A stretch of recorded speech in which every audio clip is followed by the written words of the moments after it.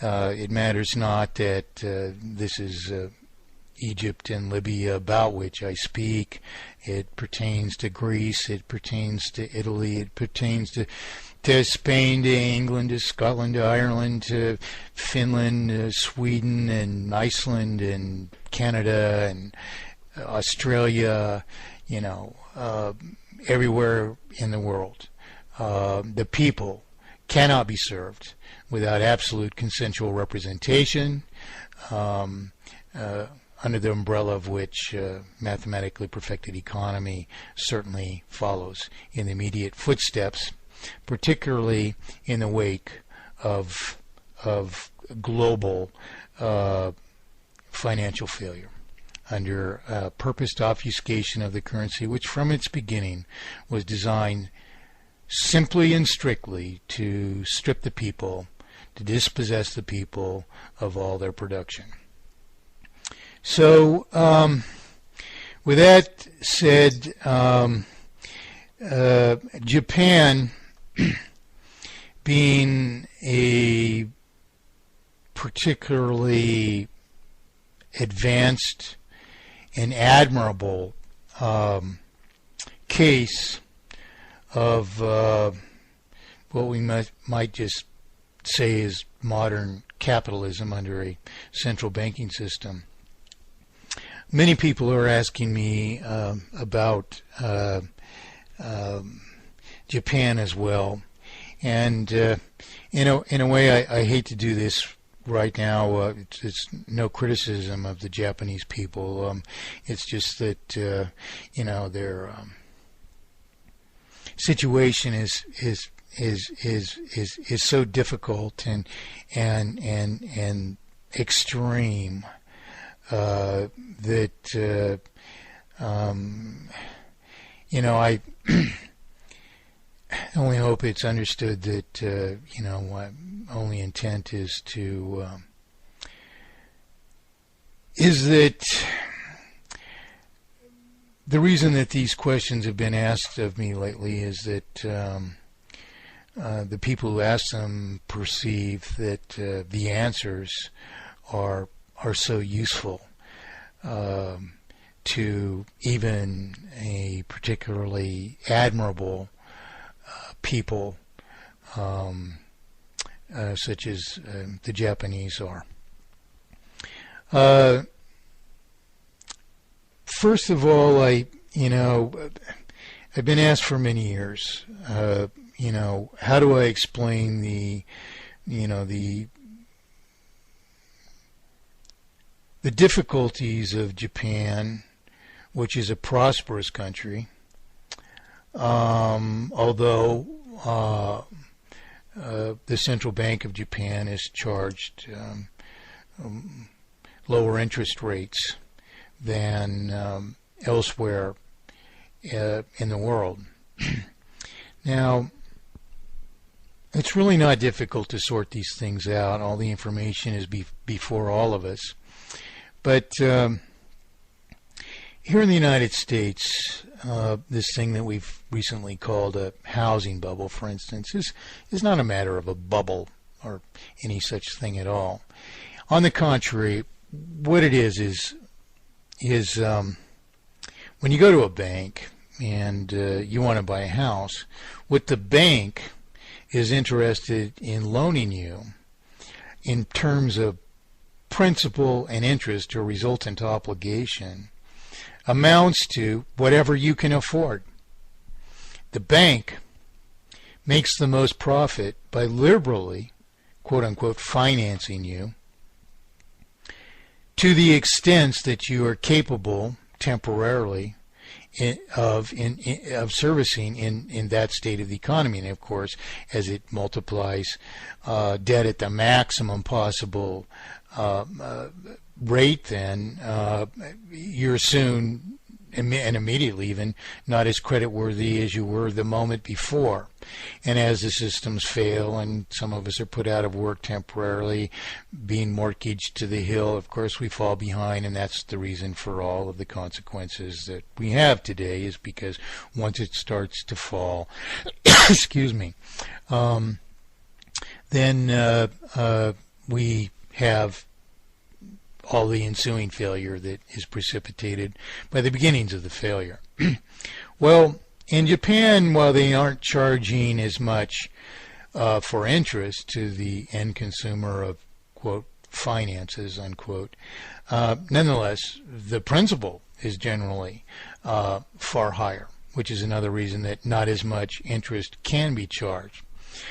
So in truth, the Japanese people are denied prosperity in much the same way as the rest of us. It's different proportions of principal and interest, but the same cumulative effect of being financed to the extents that you can survive.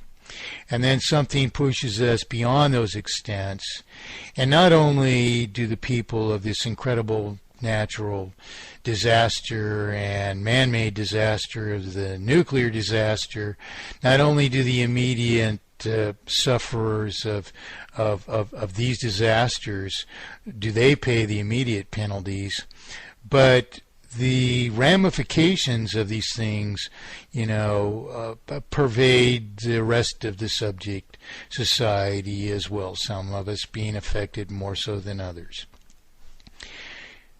But different things are possible under mathematically perfected economy.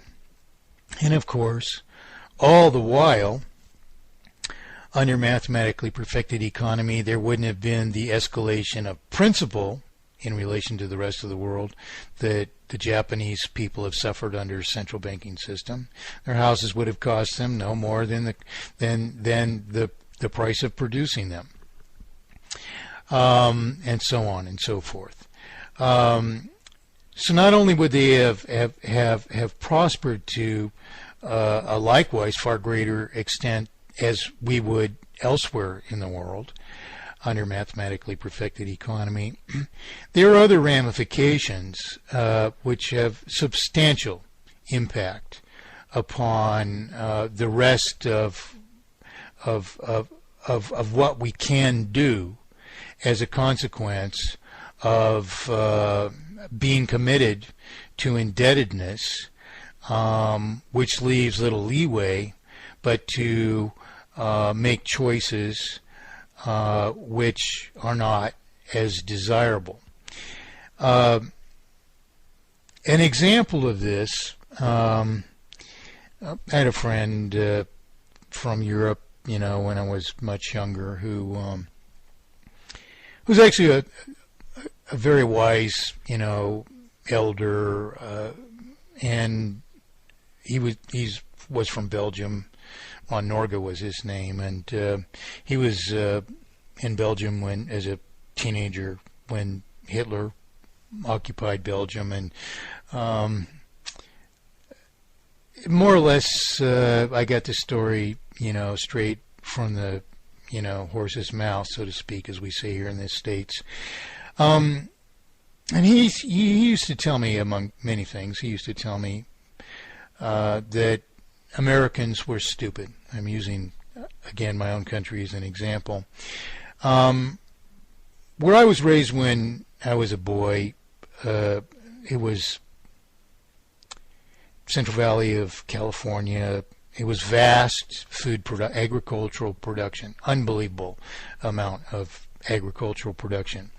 There was just orchards of every variety, as far as the eye could see. When those ended, you had whatever, wheat, rice, you name it.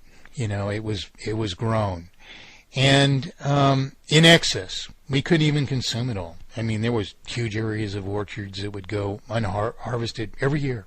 And my friend from Belgium used to say, you Americans are stupid. Because he came around, a couple of decades later, and here we were using all that agricultural property to build our houses on, already established orchards that were, productive, didn't take any effort at all to plow them flat. You just graded them off, built a foundation and a house.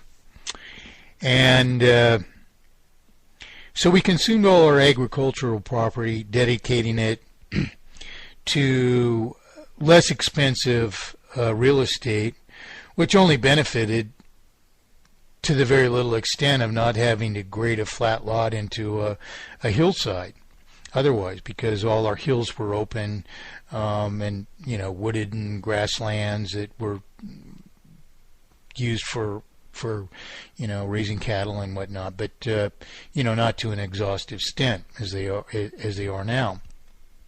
So Ron used to say, many times that we were stupid because we used our best land to build houses on to save a few dollars when we could be building them on the hills and have all this agriculture. We were self-sufficient, and in excess. I mean, people born more recently don't realize it, but in 1975, for instance, the United States produced, 97% of the clothes we wore here within the country, generally within a small area of New York.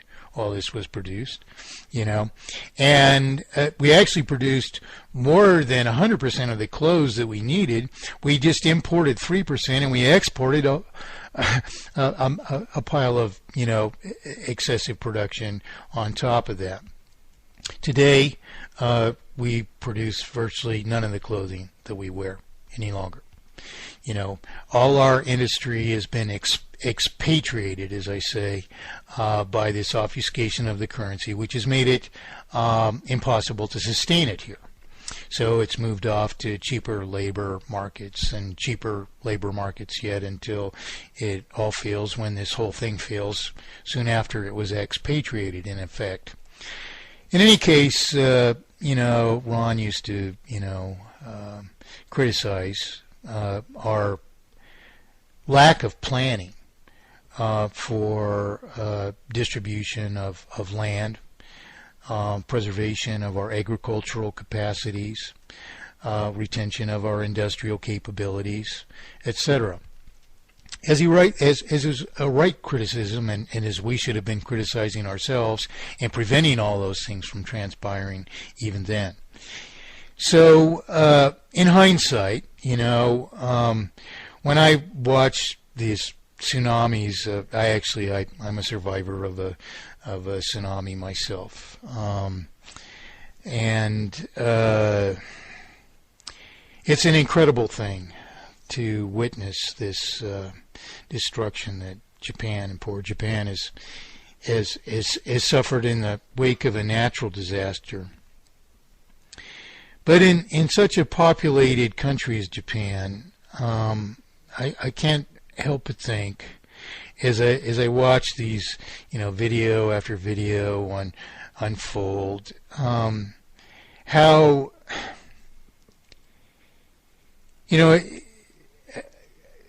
I'm not criticizing the Japanese people per se. I'm saying, how much of this do we have to see before, we adopt the hindsight which existed beforehand, to understand that the ideal thing would have been to build all the houses above the reach of tsunamis, that if this tsunami hit, we wouldn't even have much debris to clean up, and having this denser population, we would have so much more agricultural property to sustain our population on. These things, are things which make sense, which I believe would have been the easy option to do under mathematically perfected economy, because it reduces our costs in general across the world, particularly here in the United States at least, by approximately 12-fold.